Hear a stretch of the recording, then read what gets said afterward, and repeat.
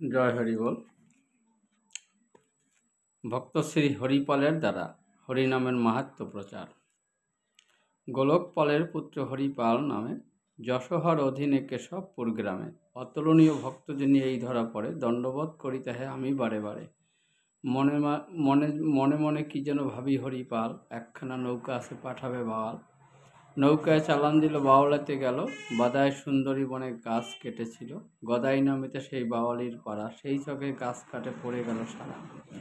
এদিকেতে ওরা কান্দি মানসী করিয়া পাড়ার বাওয়ালি সব কাটে গিয়া কাটিয়া কাটিয়া নিয়া নৌকায় বাঁধিল, বাবা হরিচাঁদ বলে নৌকা ছেড়ে দিল। রাত্রি দেখে নৌকা রাখে মাকড়ের টনে, সকালে ছাড়িবে নৌকা ভাবে মনে মনে।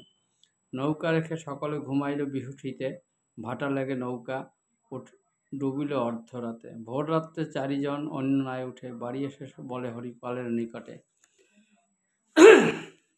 দিন ভরে অনাহারে হরিপাল রয়, বাবা হরিচাঁদ বলে কাঁদে সর্বদায়। হত্যা দিয়ে শুয়ে থাকে, দেখিল স্বপন স্বপ্নাদেশে কহে এসে সূর্য নারায়ণ, আর না কাদির বাসা হয় অর্থলোভী, চলে যা নৌকার কাছে নৌকা গাছ পাবি। সেই সব ভাগীদের সঙ্গেতে করিয়া ডোবা নৌকা যথাতথা উত্তরে গিয়া গদাই বাওয়ালি অন্য লোক লয়ে বসে নৌকা উঠাইয়া নিবে করে পরামর্শে। হরিপাল বলে সেই বাওয়ালির ঠাই আমি মোর ডোবা নৌকা তুলে নিতে চাই। হরিপাল বলে যদি তুলে দাও নৌকা তুমি মোর ধর্মপিতা দিব 20 টাকা।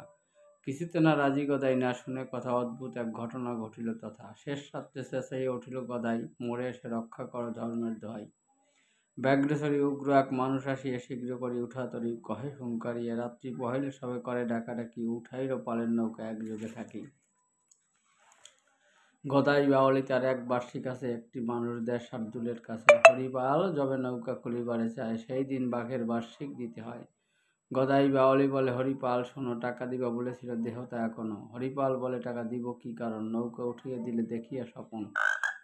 শুনিয়া গদায়ের রাগ হলো অতিশয়, মৌখিকেতে সাধু ভাষা হরিপালে কয়। আশা ছিল হরিপাল দেশে ফিরে যাবে, তারপর গদাই সে নৌকা তুলে নেবে। তাহা নাহি হলো, আর টাকা নাহি দেয়, জানে প্রাণে মারিবা হেন দুরাশয়। গদাই বলেছে হরি ধর্মপুত্র তুমি, চলো বাসা চক দেখাইয়া আনি আজ আমি। নানাভাবে ছলনায় ভুলাইয়া তারে নিয়ে গেল গহন অরণ্য মাজারে। এথায় আসিয়া গদাই চালান মন্ত্র ডাকে, অকস্মাৎ হরিপাল পড়িল বিপাকে। বসিলেন হরিপাল নয়ন মদিয়া, মরিলাম হরিচাঁদ বিদেশে আসিয়া। এ বিপদে যদি পদে নাহি দিবে, অকলঙ্ক নবে তব কলঙ্ক রহিবে। বাঘে খাবে এত বলে ছেড়ে দিল দেহ, চক্ষে ধারা জ্ঞানহারা পড়ে গেল মোহ। কতক্ষণ তথা অচৈতন্য হয়েছিল, দৈবাক মহাপুরুষ তথা আসিল। হরিপাল উঠাইল ধরে দুই হাতে, বলে আমি আসিয়াছি ওরা কান্দি হতে, ভয় নাই ওরে বাসা থাকো মোর কোলে। এই বলে হরিকে হরি লইলেন তুলে। মন্ত্রপটি ডাকে গদা, হলো এক শব্দ ভূমিকম্প প্রায় শব্দে বনজন্তু স্তব্ধ। ভীষণ শার্দুল এক তথায় আসিয়া হরিপাল সম্মুখেতে পড়িল লম্ফ দিয়া। ব্যাঘ্র সে অল্পমাত্র লহিল তফাত, ব্যবধান অনুমাত 4-5 হাত। লক লক জিহ্বা 1 হাত পরিমাণ, লালাইয়েছে বাহির করিয়া জিহ্বা খান।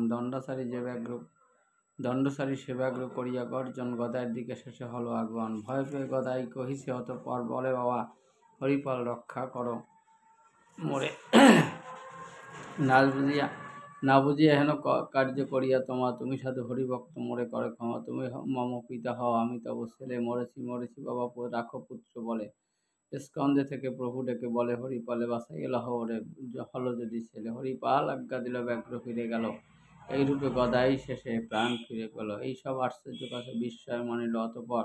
তারপর সিধা ওরাকান্দি গেল। উত্তরিল ওরাকান্দি মনের আহ্লাদে, আর সাষ্টাঙ্গে প্রণাম করে গুরুচাঁদ পদে। মনের বাসনা যাতে ধন বৃদ্ধি হয়, মনে মনে ভাবিলেন যাত্রার সময়। দেখামাত্র গুরুচাঁদ বলিল বচন, হরি বল হরি তব বাড়িবে ধন। এইভাবে হরিপালের পুরিল বাসনা, হরি বল একবার মনের রচনা। জয় হরিবল।